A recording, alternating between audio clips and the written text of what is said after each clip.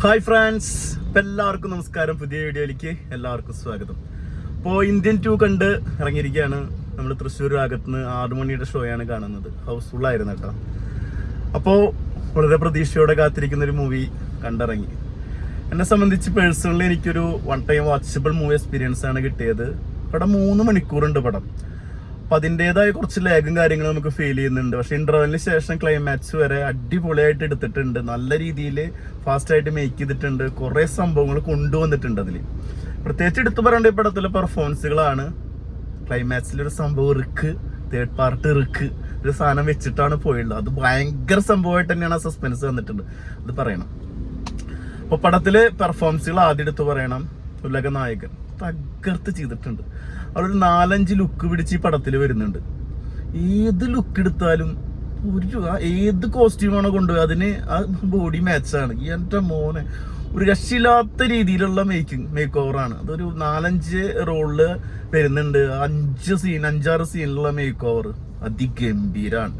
പിന്നെ ഈ പടത്തിൽ എടുത്തു പറയേണ്ടത് സിദ്ധാർത്ഥാണ്. സിദ്ധാർത്ഥ് അതിഗംഭീരമായിട്ട് പെർഫോം ചെയ്തിട്ടുണ്ട്.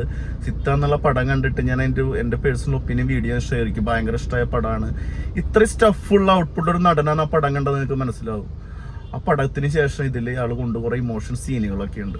ഭയങ്കരമായിട്ട് ഫീൽ ചെയ്യുന്ന കുറേ സീനുകളുണ്ട്.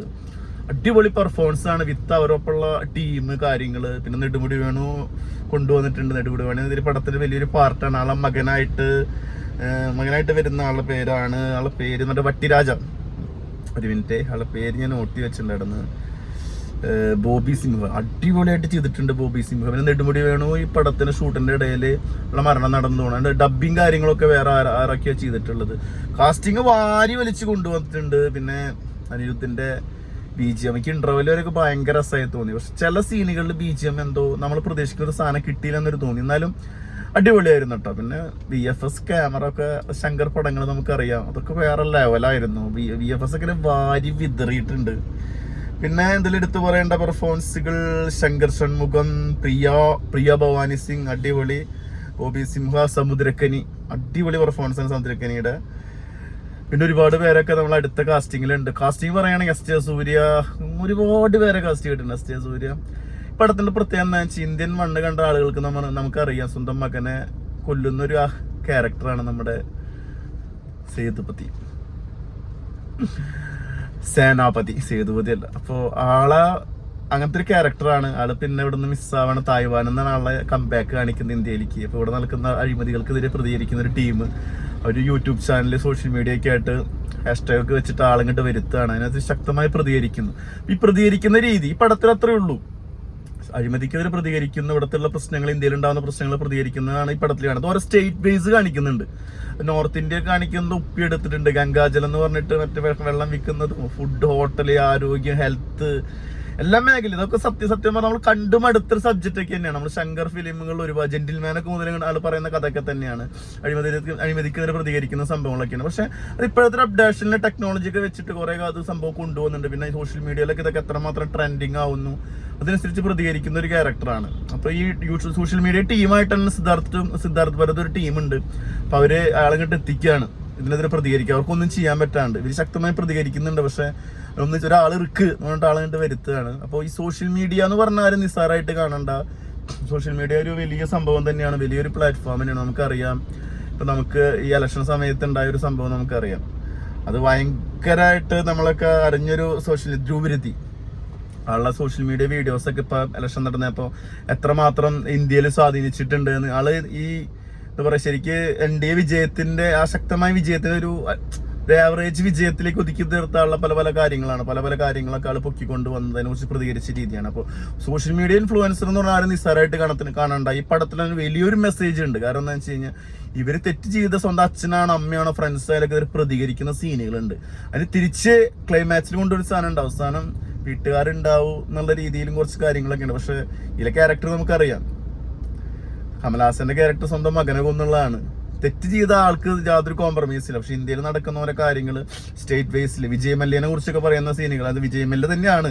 പക്ഷെ ഇവിടുന്ന് എന്താ പറയാ ഒരു എഡ്യൂക്കേഷൻ ലോൺ എടുത്തിട്ട് അടയ്ക്കാണ്ട് വന്ന വീട്ടിൽ തിക്കുന്നതിരക്കും ബഹളം, കോടികൾ ഇവിടുന്ന് എടുത്ത് അഴിമതി നടത്തിയ ആൾക്കാർ സുഖമായി പുറത്ത് ജീവിക്കുന്നു. കുറെ കാര്യങ്ങളൊക്കെ പറയും. ആരോഗ്യ മേഖലയിൽ ഗൂഗിൾ വെച്ചിട്ട് സെർച്ച് ചെയ്തിട്ട് സർജറി ചെയ്യുന്നൊരു സീനുണ്ട്, കാശ് കൊടുത്ത് സീറ്റ് വാങ്ങിച്ചിട്ടേ. അപ്പൊ അങ്ങനെ എല്ലാ മേഖലയെ കുറിച്ച് പറയുന്നുണ്ട് ഇതില്. ഇന്ത്യയിൽ നടക്കുന്ന അഴിമതികള് ഒരു സംഭവം ഉണ്ട്, ESB തിയറി.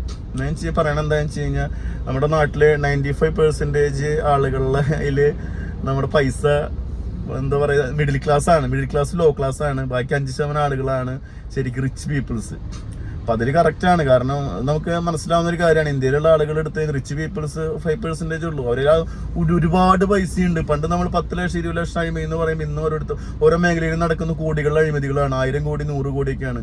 സ്ഥല സംബന്ധമായ രജിസ്ട്രേഷൻ കാര്യങ്ങളൊക്കെ ആയിട്ട് എല്ലാ മേഖലയിലും ടച്ച് ചെയ്തിട്ട് ഓരോ സ്റ്റേറ്റ് വൈസിൽ നടക്കുന്ന സംഭവങ്ങളായിട്ട് ഇത് പറഞ്ഞിട്ടുണ്ട്. അത് ഭയങ്കരമായിട്ട് രസമായിട്ടുണ്ട്. പിന്നെ പാസം അതിഗംഭീരമായിട്ട് പാസം വാരി വിതറിയിട്ടുണ്ട്. അതിൽ സിദ്ധാർത്ഥ് ഭരത് രക്ഷയില്ല, അടിപൊളിയായിട്ട് ചെയ്തിട്ടുണ്ട്. അവരെ ടീമുണ്ട് 4 പേര് എടുത്തു പറയണം. പിന്നെ ഒരുപാട് നല്ല കാസ്റ്റിംഗ് കൊണ്ടുപോയിട്ടുണ്ട് കേട്ടോ. അവർക്കൊക്കെ ആ കാസ്റ്റിംഗ് കറക്റ്റായിട്ട് നല്ല നല്ല രീതിയിൽ വർക്കൗട്ട് ആയിട്ടുണ്ട്. പേരുകൾ കുറേ പറയാനുണ്ട്, അതെടുത്തു പറയേണ്ട ഒരു സംഭവമാണ്. മൊത്തത്തിൽ ഒരു 1 ടൈം വാച്ചബിൾ മൂവിയാണ്. നമ്മൾ പടം കഴിഞ്ഞ് ഇറങ്ങിപ്പോരുന്ന സമയത്ത് നമുക്ക് ഒരു ഫീലൊക്കെ കിട്ടും.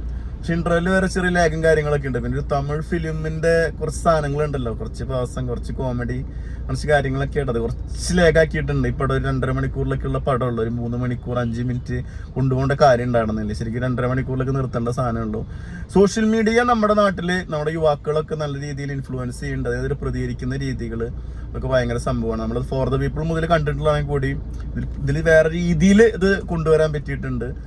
അപ്പൊ അതൊരു വലിയ സംഭവമാണ്. ആരും നമ്മൾ നിസ്സാരമായിട്ട് കണ്ട് ഇന്ത്യ എന്ന് പറഞ്ഞ ഒരാളുണ്ടായി കഴിഞ്ഞാൽ പലതും നടക്കും. പല പല മാറ്റങ്ങളോട് ഓരോ യൂട്യൂബേഴ്സും സോഷ്യൽ മീഡിയയിലെ ഇൻഫ്ലുവൻസ് ഒക്കെ നടത്തിക്കൊണ്ടിരിക്കുന്നുണ്ട്.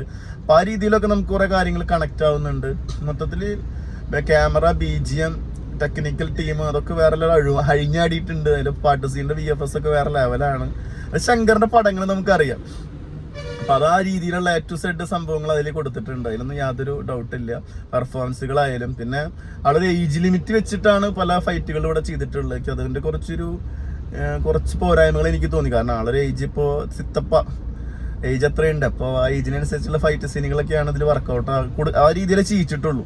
അപ്പൊ നമ്മൾ ഉദ്ദേശിക്കുന്ന ആ ഒരു സാധനം ഉണ്ടല്ലോ അതിൽ കിട്ടിയിട്ടില്ല പല സീനുകളിൽ. പിന്നെ കുറച്ച് ഹൈലൈറ്റ് ചെയ്യുന്ന, ഇപ്പൊ നമ്മള് ഇന്ത്യൻ 2 എന്ന് പറഞ്ഞ കമലഹാസനെ ഹൈലൈറ്റ് ചെയ്യുന്ന കുറെ കാര്യങ്ങൾ അത് അങ്ങേറ്റം കൊണ്ട് ഹൈലൈറ്റ് ചെയ്തിട്ടുണ്ട്. പക്ഷെ അതാളും ഭംഗിയായിട്ട് ചെയ്തിട്ടുണ്ട്. എന്നാലും ചില കാര്യങ്ങളിലൊക്കെ ചില പോരായ്മകൾ നമുക്ക് ഫീൽ ചെയ്യും.